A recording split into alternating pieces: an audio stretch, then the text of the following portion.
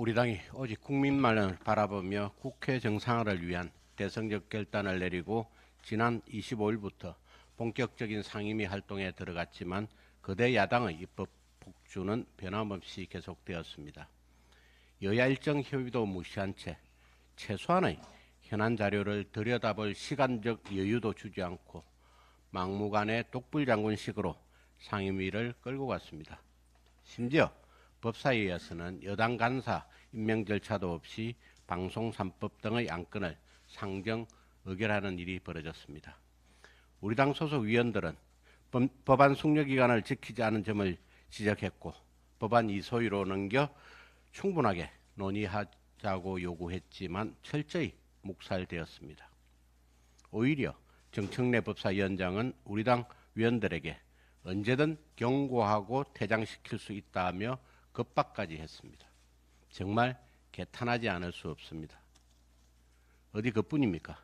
지난주에는 농해수위에서 양곡관리법이 상정됐고 오늘은 환노위에서 소위 노란봉투법 입법 청문회를 연다고 합니다. 방송 3법, 양곡관리법, 소위 노란봉투법 모두 지난 21대 국회에서 대통령의 제2요구로 폐기된 표풀리즘 법안입니다.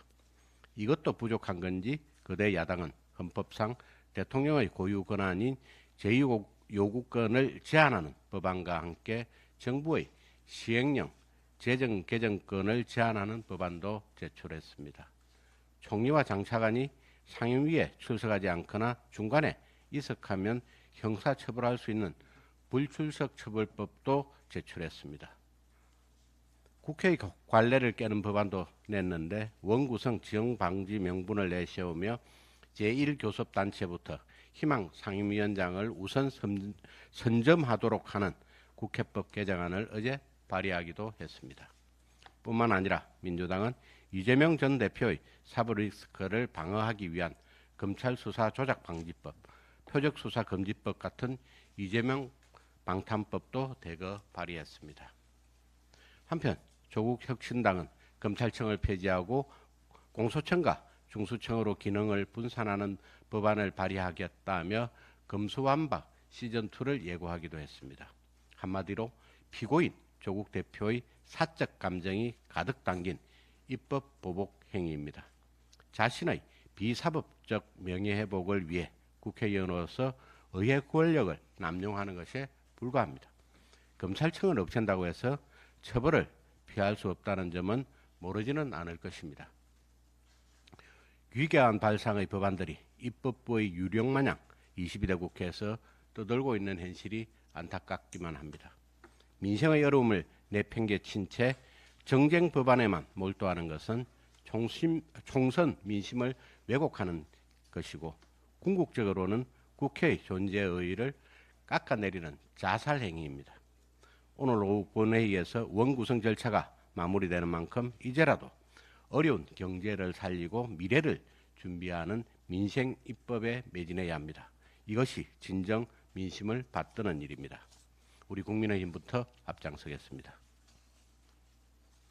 어제 민주당은 반도체 산업에 대한 100조 원 규모의 정책 금융 지원 및 세제 지원 대폭 확대 등을 내용으로 하는 반도체 특별법 및 조세 특례 제한법 개정안 발의 방침을 발표했습니다. 우리 당은 그간 민주당이 우리 경제의 활성화와 미래 경쟁력 투자에 소극적이었던 자세에서 벗어나 반도체 산업 육성 입장을 밝힌 것에 대해서 환영합니다. 다만 지난 21대 국회 회기 시 민주당의 임시 투자 세액 공제 처리 반대 등 사례에 비추어 볼 때 무책임한 지르기식 법안 제출이 아닌가 하는 의구심 또한 있습니다. 민주당이 반도체 산업 육성에 진정성이 있다면 향후 여야정 협의체를 통해 임시 투자 세액 공제의 처리를 포함하여 건설적인 대안을 함께 모색해 나가기를 제안드립니다. 감사합니다.